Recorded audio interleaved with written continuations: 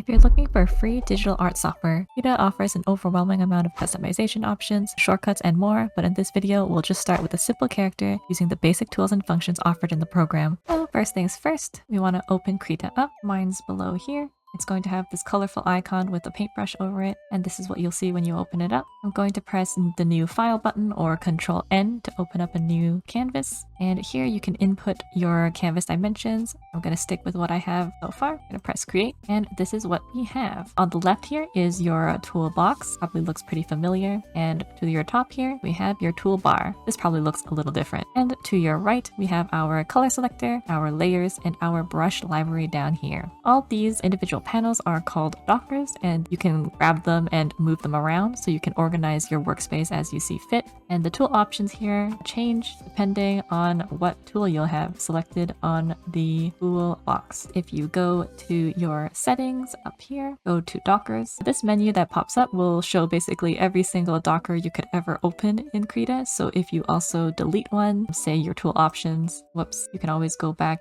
to your settings and dockers to take it out again down here. Additionally, while we're there in settings, dockers, I want to take out also the overview docker. And this I think is called the navigator in like every other art program. And it's kind of usually out by default in other programs, but for Krita, it isn't. So that's why I just want to take it out. And it makes things a lot easier since you can kind of see your whole canvas as well as click in it to move around. So this is just for my personal ease. Today we're going to be drawing a mushroom buddy to take us through the cracks and crevices of Krita. So I'm going to select any brush, like this one here. As you can see, my brush is pretty big, so I'm going to go to the size slider here and just kind of drag it down a little bit. I'll select color and then maybe start drawing a sketch. Now that I have my horrendous sketch, if I go here to my layer docker and to the opacity slider, I'm going to just lower it before I press this plus sign in the layer docker to create a new layer for my line art. And this time I'm going to use the shape tool or the ellipse, and I'm going to drag a circle in. I feel like this might be a little too thick, so I'm going to press Ctrl+Z to undo and then slide my slider down a little bit more, maybe to like a 15-ish type of thickness, and then draw in my mushroom. I'm going to make a new layer for the little face area, and then press the move tool to kind of shift it into place. I'm going to click this little eye icon to kind of turn on and off the layers of my line art just so I can see a little bit better so I know what to erase. So the eraser tool in Krita is a little bit interesting. While there are existing eraser tools right here in the brush library, I can go click one and then making sure I'm on the same layer, I can go and erase a part of it. So I bet you've noticed that there's also this sort of eraser tool up here that lights up when I'm on the eraser brush. That's because in Krita, the eraser tool is not really its own tool, and it's more like a mode that you toggle on. So if I have, say, a airbrush like so, if I go and toggle on the eraser tool by clicking it here, it will turn my airbrush into an airbrush eraser. This can be pretty cool if you're painting, as it works with pretty much every tool that you have in Krita as well. So for example, if I have this sort of very textured kind of paintbrush, it can be a little bit like difficult if I have the hard eraser trying to erase it. But if I just toggle the eraser brush tool on, then I can have this pretty cool textury effect. And one thing I also want to note as a word of caution, when I said that the eraser tool sort of works for everything, I mean everything. For example, if I have the shape tool selected and then I have my eraser mode toggled on, it will turn my shape tool into an eraser as well. So if you're ever like, you know, you're using your tools and you're like, dang, what the heck is happening? All my stuff is like erasing things. It's probably because you have the eraser tool toggled on. So you just gotta make sure to toggle it off whenever you're not using it. And now we have our line art. If we right click our layer, it will pop up a bunch of options for us. I'm going to press merge with layer below just so our line art is on the same layer. And now we're going to get into coloring. I'm going to turn off my sketch layer. If you double click your layer, you can also name them. So I'm just going to organize them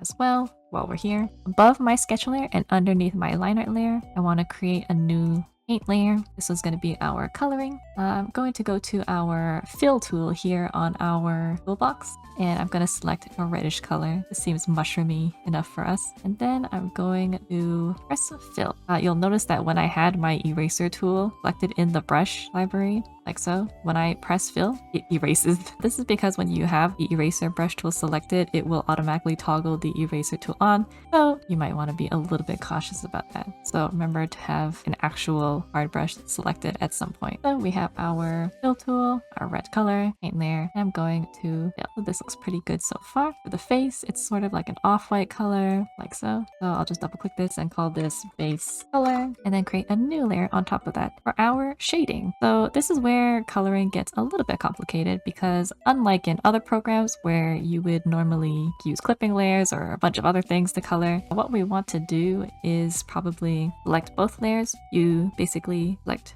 one layer, hold shift, and then select other layer to select multiple layers, then right click and then go to group and click group. And you'll see why I did that in a second.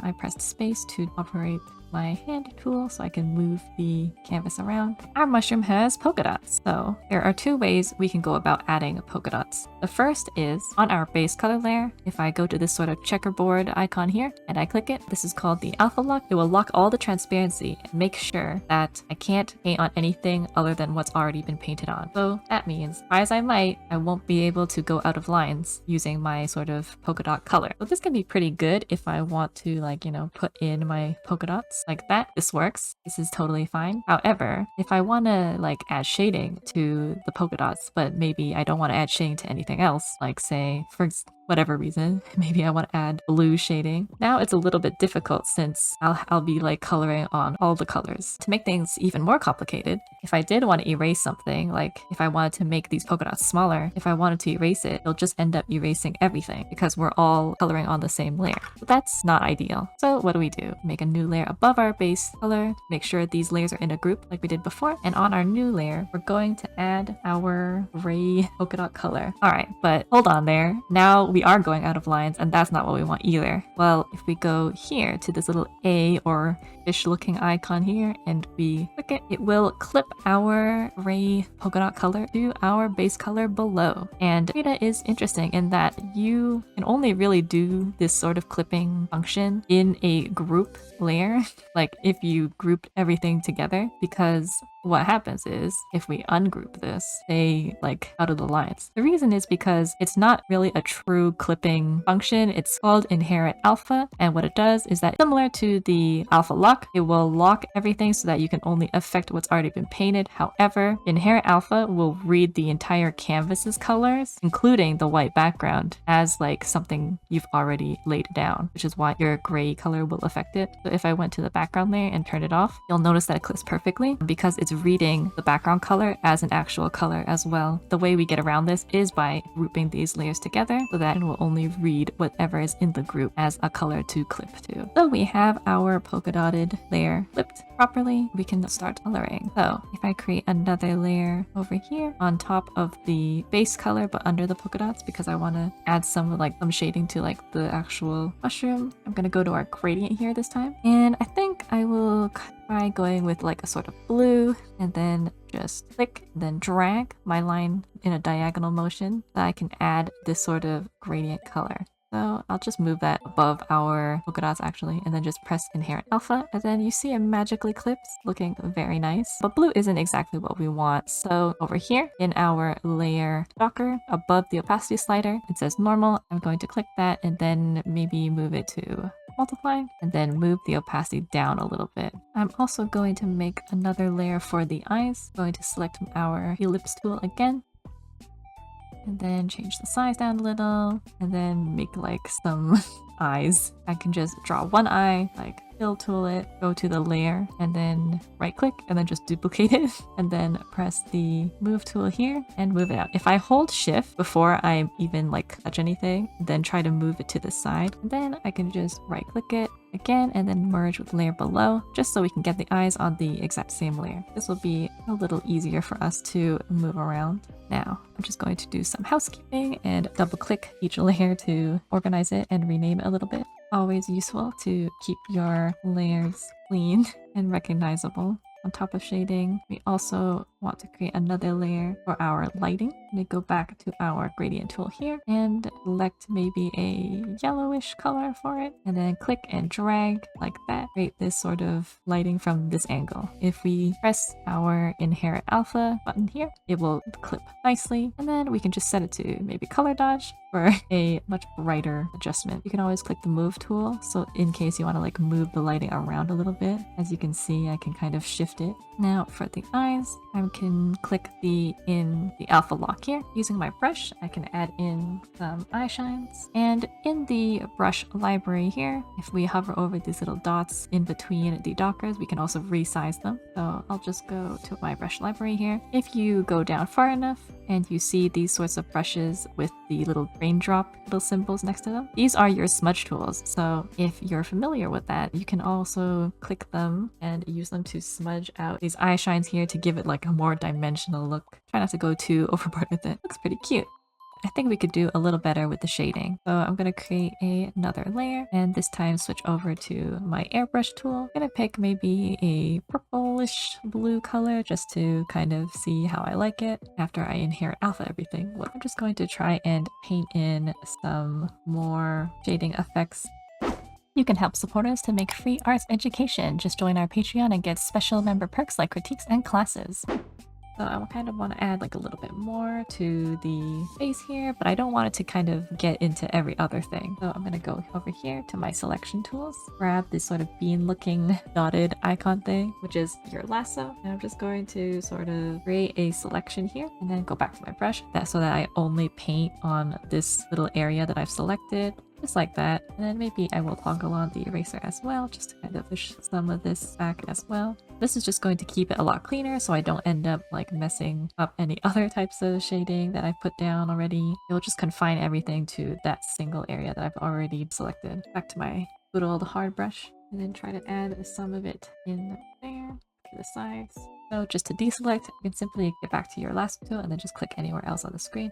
Also fiddle with the opacity as well as the different types of layer adjustments. The suit, I'm just going to call that shading 2. For my original layer, I might just fiddle around with that as well. Just looking back. So now that I've drawn my mushroom, I think he needs a background and I want to put him in like this sort of grassy area. I'm just going to find a stock image and put that in as a background. If you have one, you can simply copy the image and then go here and paste. This little pop-up will come up and you can pretty much just like choose whichever you want. This just means like, is it going to calibrate the colors to your monitor or to like what the image looks like on the web? I don't think it matters too much what you choose, but whichever one, you will get your image pasted into your document as a layer. So just because of like the placement that I was on, which was like my shading layer, it just pasted above it. So it's kind of in my group at the moment. I can simply just move it out. I'm gonna grab these little dots here to like extend my layers a little better. Then click, hold, and drag my layer out. And then put it like above the background layer so that it will be behind this mushroom. So this image is clearly a little bit too small. I'm gonna want to like make it bigger. So I'm going to press, which will be the transform tool.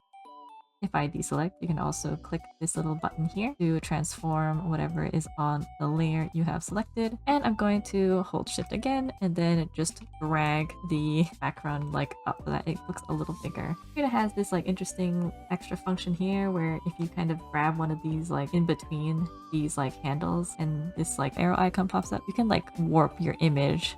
It looks kind of cool, but I think we're okay for now. So just having a big ol' grassy area I think is fine here. And then we have our grassy area. So as you can see, now that we have our mushroom on it, I'm kind of noticing that maybe the blue or the purple shading isn't really what I want, since the background is pretty green. So I'm gonna go back to my shading layer with all the blue and I kind of want to change it. So with my shading layer selected, I'm gonna go to filters, go to adjust, and then go down to HSV adjustment. This will basically bring out the hue, saturation, and lightness sliders, which I can then kind of shift around like so to change the color of the shading that I have. Though since we are in a very green area, I might want to shift it to like a more greener shade, maybe lighten it a little bit like so, fiddling around with the sliders. And I might want to do that with my shading 2 layer as well, just for consistency. So again, filter adjustment, HSV adjustment.